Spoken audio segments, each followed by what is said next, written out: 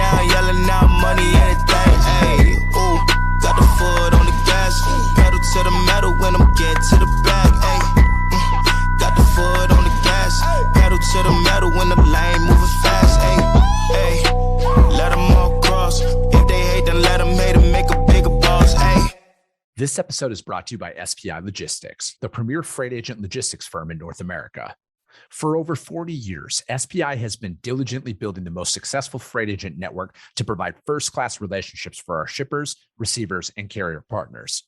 We are more than another transportation network. We are a dedicated team of professionals united by one singular purpose, and that is to expedite our agents' success. All of our agents are set up for success on day one, as they are provided with a full suite of support staff that is ready to assist them with everything from after-hours emergencies to financial and administrative needs on a no-fee basis. This way, you can focus on continuing to grow your business. There is no financial risk to start, and you have the ability to earn up to 75% in commissions. If you are looking to take control of your financial future and build your business with the backing of one of the most successful logistics firms in North America, visit www.spi3pl.com to learn more. Do me a favor and let them know that the Freight Coach sent you. Hey guys, before we jump into the episode, I wanted to let you know it is brought to you by the NMFTA. Let me ask you a question. Do you ship LTL freight? Then listen up, because the NMFC changes went live on July 19th, and they're the biggest updates in the history of freight classification. Now more than ever, accuracy matters. That's why carriers, shippers, and brokers alike are turning to Class IT Plus, the NMFTA's new digital platform for real-time NMFC data. Stop guessing, start classifying smarter, and quote freight with confidence. It's time to get your ship together because the NMFC changes are already here. Learn more at nmfcchanges.com and get started with Class IT Plus at classitplus.com. Just do me a favor and let them know that the Freight Coach sent you. What is up, ladies and gentlemen? We are back. We are live. It is the Freight Coach Podcast, the top podcast in transportation, coming to you guys every single weekday, 8:30 a.m. Pacific, 10:30 Central, to break down some industry headlines. But most importantly, you guys provide some actual insight into what you can do with all of this information. This is your first time tuning in. Welcome. This is the real side of freight, ladies and gentlemen. And I do say that before every single show. And what I mean by that is I only speak with transportation professionals, because at the end of the day, I want to talk to the right individuals who have done what you're looking to do or who are currently doing what you're trying to achieve, so you can take that information, apply it, utilize it, and see a meaningful difference in your business and your life. Happy Wednesday, everybody. We are rolling solo today. So what that means is we're going to do our weekly market report out there. We're going to talk a little bit more overall market performance, where things are, and then we're going to break down some industry headlines that we got out there. And again, the articles today are very fitting for. Anyways, we're going to get into that here shortly, but I do just want to give my once a week reminder on this, you guys. I'm actually shocked at how many people subscribe to our newsletter out there, but it's once a week. Okay. So if you want to get in on this, I just need you to go to thefreightcoach.com to auto register for it. And I do that because I don't sign my network up for it, right? Like I got like tens of thousands of people in my email addresses and stuff. I just don't want to spam people, right? Like it's just like with the show. I want you guys to want to watch it and receive this content out there. So if you want to get it, it's once a week. It drops on Wednesday. I just need you to go to thefreightcoach.com and it will auto prompt you to register for it. But let's get in to my favorite segment of the week, and that is This Week in Freight, powered by my friends over at DAT. Again, you guys, this is a 3 times a week lane analysis. We do dry vans, reefers, and flatbeds. And again, I'm not telling you guys what to quote. I'm telling you guys how to read a lane on an annual basis so you can take that information and try and get more business from your customers, because the market's never as volatile as a lot of people on social media want you to think it is. Ironically, they're also trying to sell you a product. But this is just coming from my perspective on somebody who A, actually moves freight, B, has moved freight for about 15 plus years now. And I do this all day long when we're out there prospecting. So again, this is just my opinion on how I personally read markets. And again, this is 100% viewer submitted. So if you want to get in on it, email my team, podcast@thefreightcoach.com. But today we are doing Dallas, Texas to Richmond, Virginia for a reefer. And again, if you've never analyzed a lane in your life before, the first thing I always look at, you guys, is miles. To the seasoned transportation professionals out there, that might seem, pretty obvious, but again, you need to understand laws, transit times, hours of service, all of that stuff when you're going out there and talking to your customers about this, because there are going to become times that your customer is going to ask you to move a load that is seemingly impossible unless it's with a team that has a jet engine attached to the back of their truck. And again, it's explaining those things out there. So again, my general rule of thumb is about 500 miles a day is what a truck can travel or likes to travel out there. So again, if we're at 1,274 miles, this is a great lane, except for like Thursday to Monday. All right. And it's just that extra day of transit that comes along with it. But, Friday to Monday, about just under 1,300 miles. It's a good weekend run for a solo driver that's out there. Monday, Tuesday, Wednesday. It's great. But, I chose this lane in particular, you guys, because it is, it's actually dropped. And it's another one of those lanes out there that has either stabilized or dropped. And we're starting to see a trend out there with that. Now, you could be looking at this as are rates going to continue to fall? I don't think so. I think this is that seasonal dip where in a normal market between the 4th of July and Labor Day, there's always a slowdown. When a market's performing normally, even if it's a carrier market, broker market, it doesn't matter. When it's performing normally and pretty much in balance, you're going to see a seasonal dip between the 4th of July and Labor Day weekend. I don't know why it happens every single year, but it does. And it has in my career. And this year is pretty much proving that again. So it's like, I would expect this to stay down for a couple more weeks. And then as you get closer to Labor Day, it's going to peak. And then you're going to see it peak in Q4 for sure for Christmas. Because, I mean, if you just look at this this curve from last year, this lane performed the exact same way, right? In July, it started to dip in August, and then it bottomed out in September, and then it started to climb back up post Labor Day. And that is the data point I want you guys to pay attention to, because again, most of these lanes are going to perform the exact same way every single year that you're going out there. Now, there are some anomaly years, yes, but if you look at it, most lanes have seasonalities associated with them. And you want to get in front of that. You want to be able to read that. So if you're in that situation, again, if you're in an RFP where you have contracted rates, you're really not going back to your customer and asking for more money or anything like that. But if you're in that spot market, you can get ahead of when rates start to drop, right? Like, I like to be the first one to do those things because I like to bring cost savings to my customers when I can and if we can. And again, it's just about reading the market and understanding that this market is going to be depressed here for a little bit, and then it's probably going to peak back up. And as you go post Labor Day in through Q4, Q4 is a very, very busy time out there for pretty much every mode but flatbed.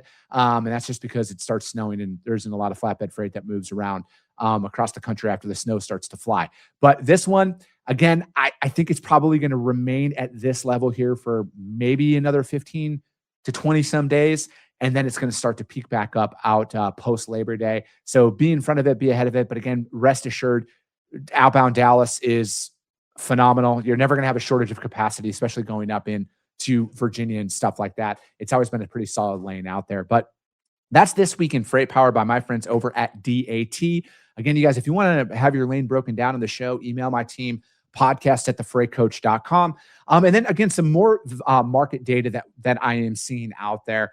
This is just something that I send out to all of my prospects. And then again, if you get the weekly newsletter, you see this as well. And it's just our overall data insights. So for us, we send this out in our newsletter. And then I also do something similar that I send out to my prospects that we're trying to go after from a freight perspective as well, where it just goes, it's just comprehensive market data, right? Like, I'm not national averages are very, very important, but you can't take it that what you see out there and then bring it down to a granular individual lane, because not all 1,000-mile loads are created equally out there. And, again, I also like to look at from a historical perspective, and we also throw fuel prices out there. Fuel is still up a lot across the board. But, again, it's just insight that we put out there for people. But the national average for dry vans right now is $293 a mile all in. That's including fuel. you guys. And refrigerated is at $338 a mile all in. And then flatbed is at $354 a mile. And it's down a little bit week over week that you're seeing out there. But, again, you guys, the market from my perspective, and again, I've talked about this on the show, this isn't in every single lane, every single situation thing. And a lot of people on social media speak in like overarching totality statements and stuff like that. It's pretty stable out there. And I look at it where that's the information you want to be delivering to your customers. It's very, very important. And especially going in to peak season, which is Q4, harvest season, stuff like that. If you're from the Midwest and you understand farming at all, harvest season starts up pretty much mid-September. So it's right before Q4. And you're going to see a big push from freight volumes that come out. It happens every single year. And you want to be in front of this stuff, right? You want to deliver this information down to your customers and actually just be a real partner out there and stop selling fear and stop being reactionary, right? Like I've done that for the majority of my career, you guys. It's been very much opportunistic, reactionary style. And it just made the job so much harder on myself than I really needed to. So take that for what it's worth, you guys. That's the information I'm putting out there. We've been on a very solid business development streak here. A lot of our outreach is starting to land at the right desks, and a lot of the conversations I'm having with my prospects are kind of centered around a lot of that, right? They're still saying that there's a ton of volatility out there. And, yes, you could make that argument, but like, I like to take the approach that like, I've been doing this for 15 plus years. Nothing that I'm seeing out there looks any different than I've seen in the past.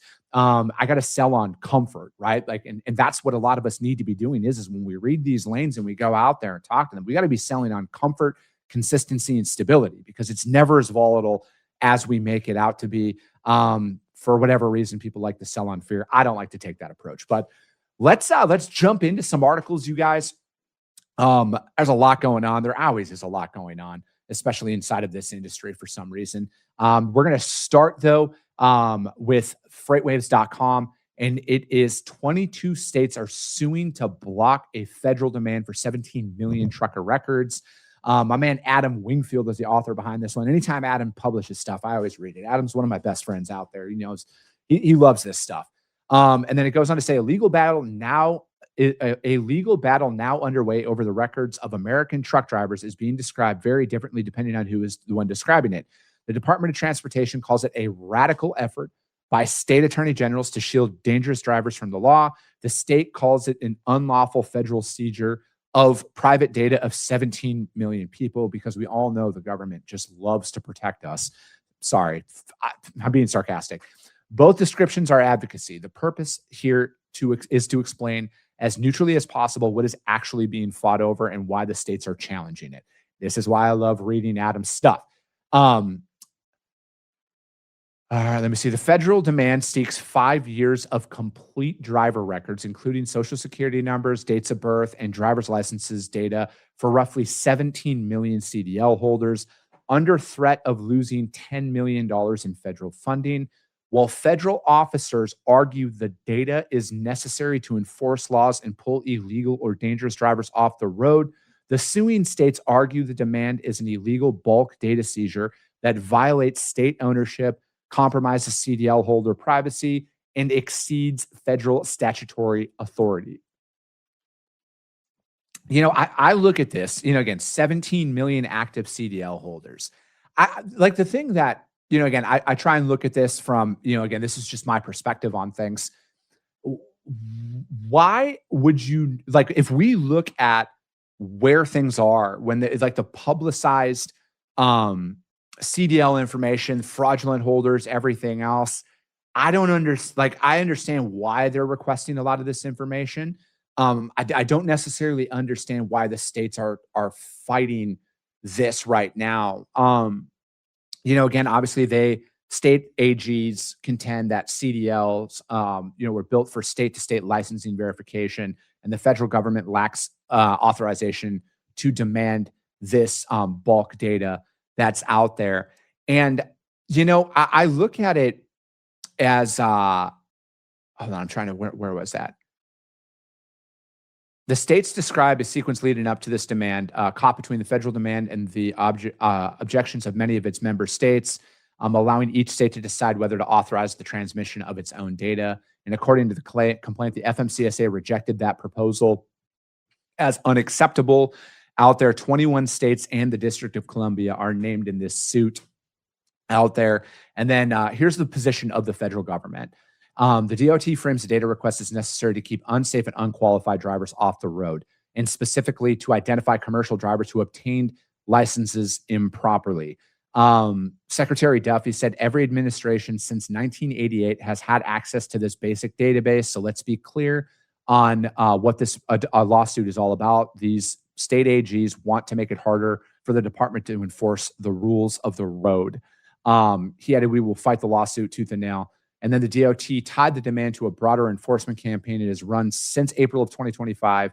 The department says the effort has revoked more than 30,000 improperly issued CDLs, removed 10,000 fraudulent or unqualified CDL training providers from the federal registry, and placed 26,000 operators under out of service out there for the non-ELP or for the ELP violations. The department has connected the data demand to a crash on the Florida Turnpike. We all know about that one.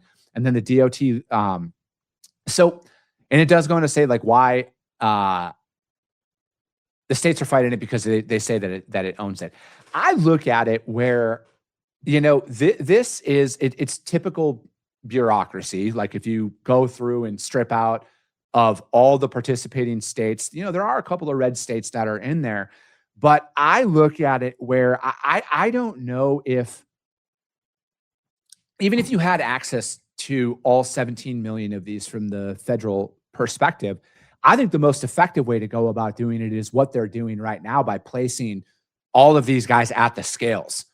I think that is what is going to personally deter the majority of this behavior from going on. And that's the fear of getting caught, right? And if they are illegally going down the road and they get stopped at a scale, pull them off, detain them if they've entered the country illegally, deport, like all of that stuff. I think that's the most effective way to do it, where it's like, okay, so let's be honest. The federal government has access to all of our information, no matter what, right? Like, I don't care what anybody says in the media and on paper and everything else. The federal government knows everything about us. We're not here to argue whether that's right or wrong. Short answer, it's very wrong in my opinion, but they know everything about us already. I think this is a lot of posturing. If I'm being completely transparent about this, I think it's a very much posturing move by the administration because they're already doing the most effective way, in my opinion, and that's they're stopping people on the road, right? Because again, if they are going to break the law, this might be a newsflash to some people. Criminals don't care. They probably got like 6 CDLs in their cab. Like the drivers that we're really concerned about removing, not the ethical, legal ones that are doing things the right way. They got like probably 6 CDLs, 14 logbooks, all of that stuff in the cab of their truck, right? Because they don't care about the law. But if there are actual agents at the scales removing these drivers from there, and again, if you dodge a scale, you got the squad cars, everybody gets pulled over, person gets off the road, they get arrested, get rid of them, all of that stuff. I think that's the most effective way of doing it. I think they should continue to do it that way. I think they should drop the hammer even harder on that if we truly want to make the road safer and do all of that, because we do not want people out there knowingly and willingly breaking the law and putting the motoring public at risk. So the boots on the ground, like, although is probably a more expensive option, I think it's the most effective option. And they need to continue to do that. And they need to continue to drop the hammer on that, because I think that is what is going to ultimately minimize this. Because again, criminals are going to break the law no matter what. But if you want to get the people who maybe unknowingly broke the law, right? Maybe somebody paid them off. They might not know the difference. Like, maybe they were brought in from somewhere else. And that is going to deter a lot of people from doing it. It's that actual fear of repercussions. And that's what this administration, I think, needs to continue to focus in on while they're doing this. And let's move the bureaucratic posturing in the media and everything else and actually continue to enforce the law on the roadways. And I think you're going to see a lot bigger results out there with that.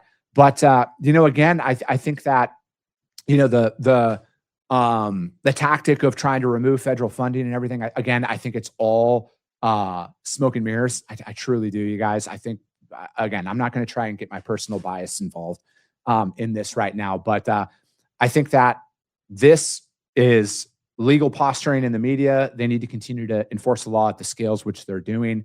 And I think that is going to have a greater effect over any of this stuff that is inside of this article. But again, I always love when Adam Wingfield puts articles out there because the guy loves the industry, and he does remain as unbiased as you could possibly be, at least in my opinion, right?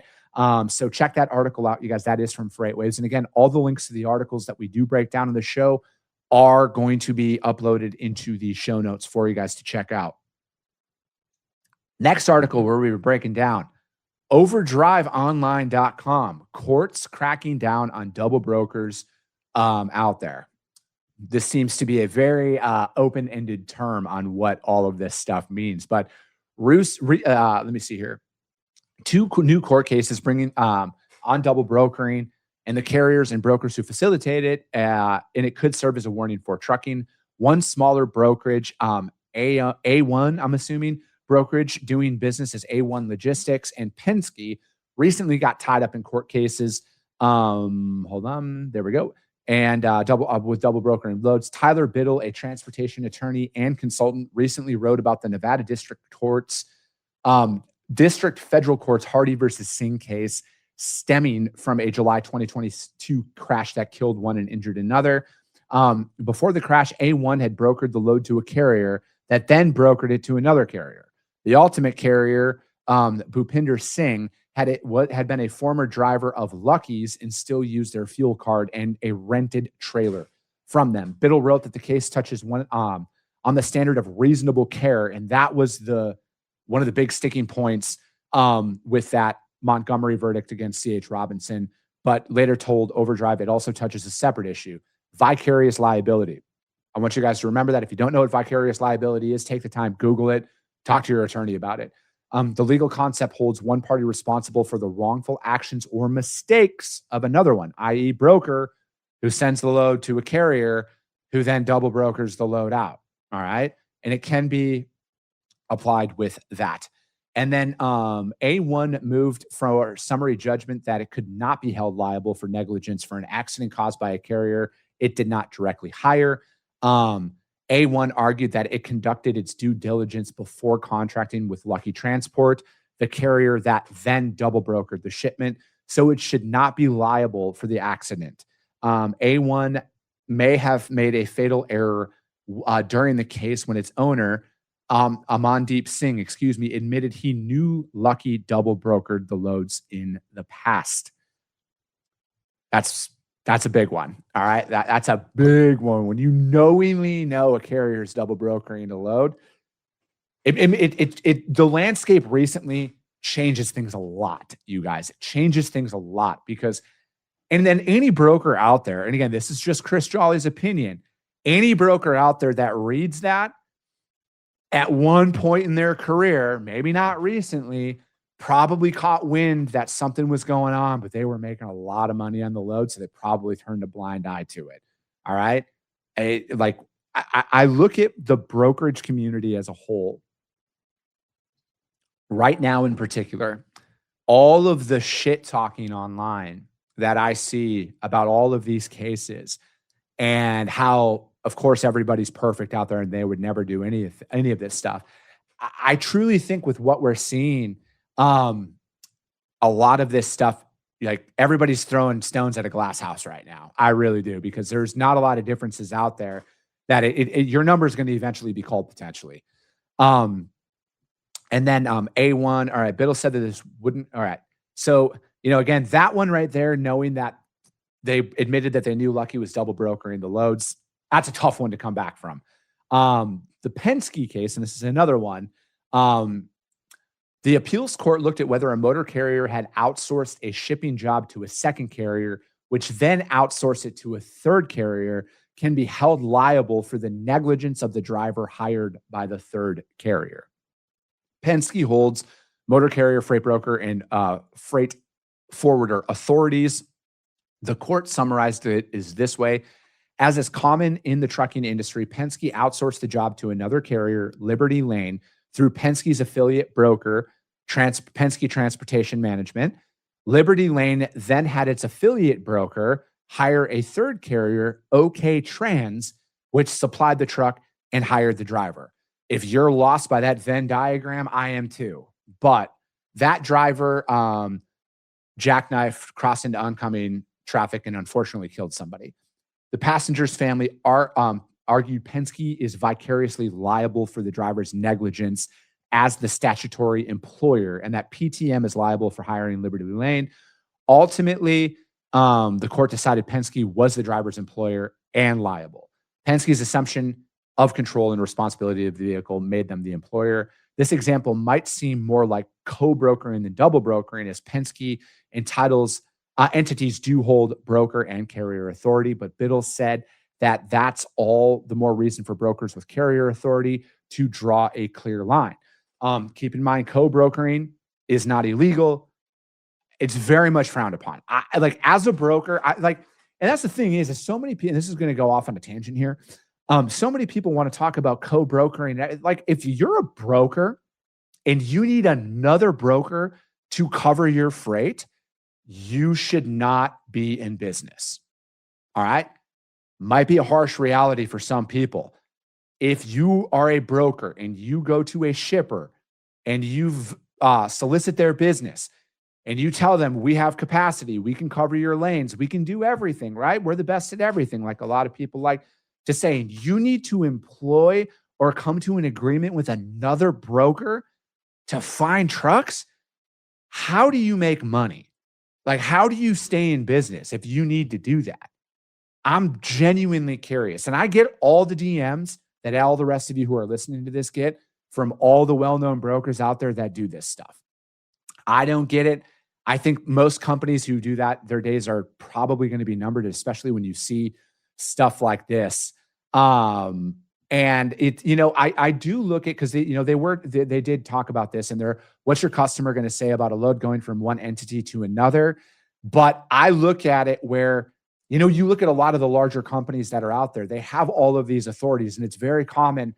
And again, as long as the customer knows, right? Like, hey, our assets can't cover this, but our brokerage can, and the customer's aware of it. I think it's like that happens more times than not. I look at it where a lot of these cases that are going on right now are very good for the industry. And I'm going to say it from this perspective. It's very good for the industry, for those individuals out there who maybe didn't know they were doing anything wrong. All right.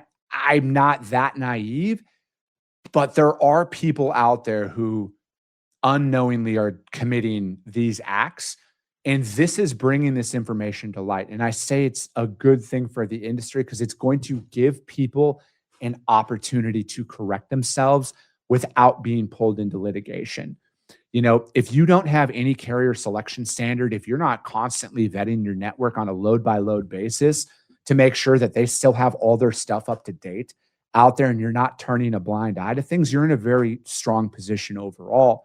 But if you don't have any vetting system, if you're not monitoring your network providers, maybe you are co-brokering to somebody else, I think this needs to be your wake-up call that we got to fix our operations, because depending on how a lot of this stuff comes down, depending on how a lot of these lawsuits are finalized here, the brokerage, the verbiage, all of this stuff is going to be changing. I do not see from my seat right now, depending on how some of these lawsuits eventually get settled, I do not see how the brokerage industry is going to look the same as it once did. There is going to be a lot of changes in contracts, verbiage, and everything else out there. But again, use this situation, you guys, as the warning signal to keep your business alive and running, that if you don't know you were doing something wrong, use this as an opportunity to change it. Save your business, save yourself from this, you guys, because the more these lawsuits come out, there's going to be more and more litigation that's brought. A couple of my friends who are lawyers who talk to me off the air, they say a lot of them are probably going to be attacking the large logos first. And then not to say that if you're a small business, you're going to be immune from this, but like a lot of these cases, he said, just pay attention because they are really going after the largest logos in the industry. And that might be the starting point. But again, I just look at it where it's fundamentally going to change how things are going to be done, because there's certain cases that are out there right now that I've read the facts, I've looked at everything, and I don't know what you could do differently in some of these as a broker, right? And again, it's very easy to sit on the sidelines and Monday morning quarterback a lot of these situations, but there have been some court cases that I've looked at the facts, I've read everything, and there's a couple of them that are out there. They don't get the publicity that the big names get. There's a couple of them out there that I'm just like, I don't know what else you could do in that situation, truly, right? Like, again, you got to be learning. You have to be like, this is the importance. I will always plug organizations like the TIA, NMFTA. You know, I had Ayanna on yesterday. I plug these organizations, you guys, because they are the ones fighting the fight for us on Capitol Hill, and they should, right? They have a ton of resources for their members to protect their businesses out there, because unfortunately, some people don't know they're doing anything wrong. And lawyers hope you don't know you're doing anything wrong so they can bury you. All right. That's their job. So take these situations as the positive that it is, because it gives you an opportunity to change your operations and protect your business out there. But that is going to be it for today, ladies and gentlemen. I got to get back to slang and freight because that's what I do. As always, if you got value in what you heard and you're not subscribed, subscribe to the show, you guys. And if you're feeling ambitious, rank that show on iTunes and Spotify, because if you see value, your network's going to see it as well. I appreciate you guys. I love you guys. And we'll be talking to you soon. Came back with a bang.